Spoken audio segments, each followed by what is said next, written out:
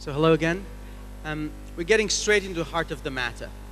If one panel really grasps all the challenges that are faced by businesses, governments, and ultimately the communities, the societies of the New Silk Road corridor, this is the panel at the heart of it.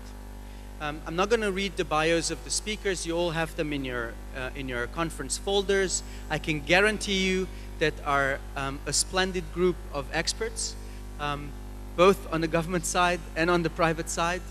And in that respect, we're privileged to have you. Vă mulțumim pentru prezență. The whole logic of the New Silk Road conference is to look into what makes it possible and what are the obstacles for a substantive increase of the trade and investment dimension of East-West relations in Eurasia. The obstacles you've heard in the speeches of the official opening, some of the really significant challenges ultimately faced by creating a coherent concept around the New Silk Road. Whether you look from it from East-West or from the region or from outside the region as an investor or strategic decision maker. At the same time, the role of this panel is to address some of those challenges, but also bring some optimism into the conversation.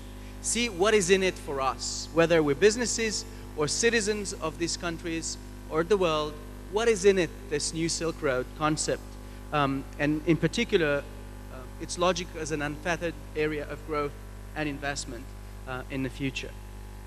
With that, I'm going to stop right here and try to talk as little as possible and leave it in the competent hands of this superb panel.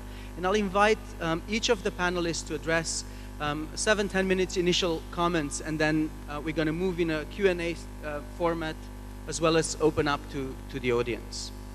The first speaker of the panel is Mr. Gary Litman, Vice President, International Strategic Initiatives for the United States Chamber of Commerce. Gary. Thank you. Thank you, Andre. It's a privilege and an honor to be here. And thanks to Senator Jordan for inviting me to come here. I think my job here on this panel is to be the ugly American and ask tough questions and nudge the conversation away from geopolitics and towards money-making. In fact, back in 2005, 2006, we at the U.S. Chamber, with the help of the International Road Union, looked at the concept of the Silk Road. And we had a few assumptions, and you'll judge yourself how smart we were. The assumptions were that growth in Europe would continue unabated for decades to come, that the congestion at Chinese ports trying to deliver more and more goods to Europe, prosperous and safe and whole, would be so expensive, will increase the transportation costs to such an extent that the Chinese would demand new options for delivering their products to Europe, of course, and they would use the old New Silk Road going through such prosperous and friendly places as Russia, Afghanistan, and Iran. So much for our capacity to anticipate. But sitting here now, I'm delighted that the government, the think tanks, the business community are returning to the question of how do you help generate prosperity, well, maybe not prosperity right away, but growth in this enormous space between Europe, China, India, Middle East. This could be, one would say, may already is a tinderbox. But it could also be an area of very interesting opportunities for investment, trade, and growth. Now, companies, large companies, US-based multinationals with whom we deal every day, they tend to look for economies of scale. Obviously, they are trying to figure out where next do I sell my product. In those terms, right now, the question for them is not anymore, how do I deliver more of the goods from China under my label to the European market? That's no longer the demand. So for larger companies, there are new opportunities for shipping product. In fact, with the climate change, the Arctic route might be more attractive. There are new canals being built, but more importantly, the sunk investment in infrastructure for maritime trade for the bulk, well not bulk, but high volume, low unit value goods is there.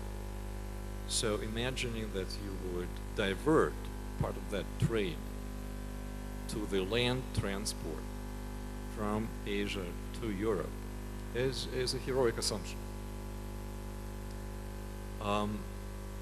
The smaller companies look at things differently. They are not just trying to scale up their sales of existing products. They are trying to find their niches and trying to have efficiencies. So they look at the scale somewhat differently. They are at the beginning of their journey. The governments, on the other hand, are still interested in what I think the World Bank calls spatial equity. Each of the countries in that landmass wants to have development there and not just in the main port, and not just at the main hub, but have the entire country benefit from something.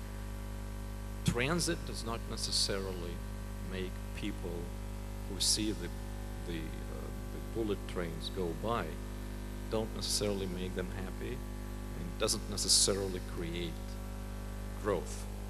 Detroit has many roads going through it, and it's bankrupt. We've learned it. We have the U.S. experience where, highways and railways generated growth for a period of time, and then what?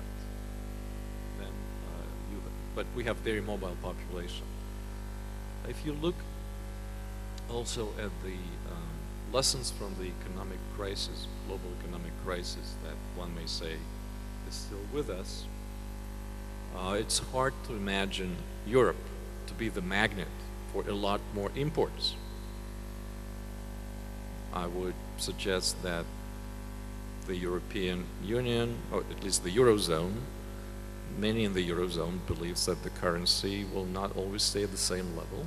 We'll have much more competent people talk about that. But the expectation that you would build whole new infrastructure on the premise that Europe will be buying a lot of products currently produced, a lot more products currently produced in the Far East, and therefore you need this concept, is not necessarily proven a robust theory by the crisis. It does not mean that there are no business opportunities. What I hope we would get from the discussions here is a different view of what new trade might be happening, what new products, new services would be offered in this enormous space.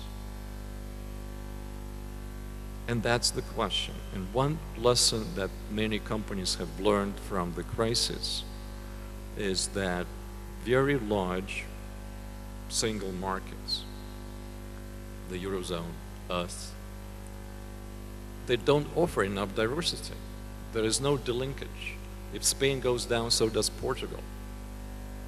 But diversity of national tastes, preferences, skills, levels of development could be a strength. So when Spain has a problem, Sweden is still doing okay. You have to multiply that diversity in the Eurasia space by manyfold, which could be a strength.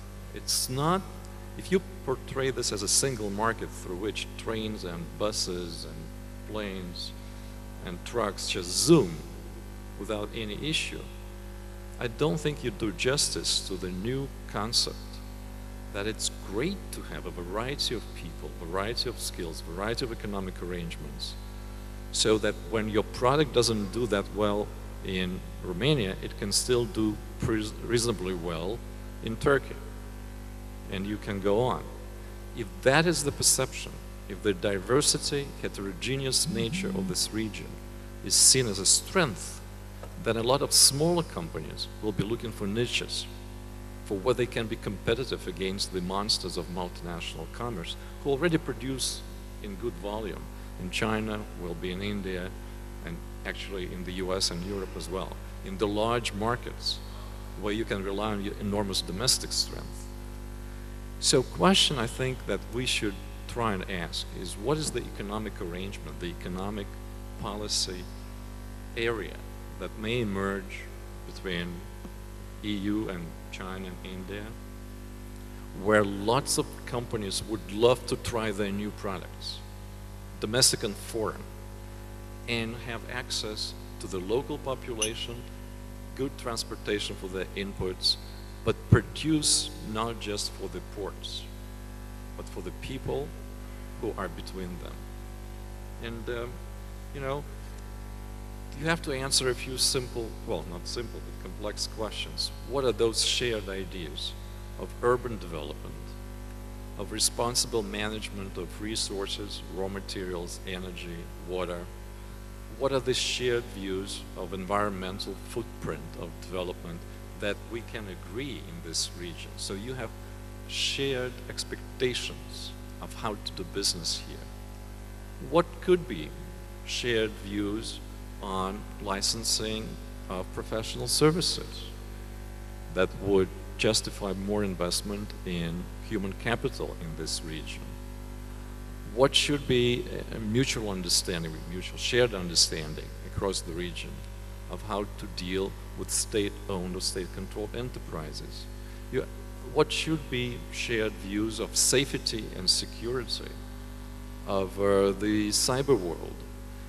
You don't have to reimagine in this space another single market with just highways and autobahns. You could see not the road, but a collection of wonderful cities that each in its own way provides for demand. Then there will be demand that others would want to satisfy and take a risk on.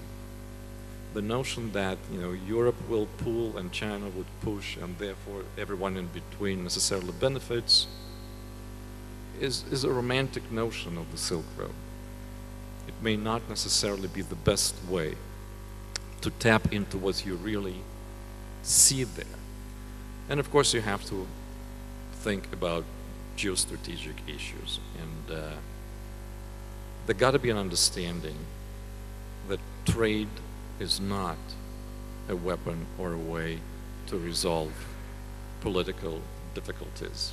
You wouldn't be surprised to hear it from somebody from the Chamber of Commerce, but I'm hard-pressed to find an example where trade sanctions actually resolved anything. It's not that if you trade with somebody you don't go to war. That's not true. But if you refuse to trade, if you make trade your weapon, you may come up with a trigger for really unpleasant hostilities that would be tough to control. And understanding that trade is important, it's not sacred, but it's very essential, and everyone's got to be extremely careful by imposing economic sanctions while trying to achieve geopolitical goals. Again, that's just the Chamber position. That's what our members think. You got to figure out a way for Ukraine to be part of the Silk Road. It's not now, hasn't been for 25 years. How can it be there? We're hoping that Aspen Institute would help us figure it out. But these questions are essential, and they can be answered, I would suggest, in a new way, in the way that really taps into what this region can offer.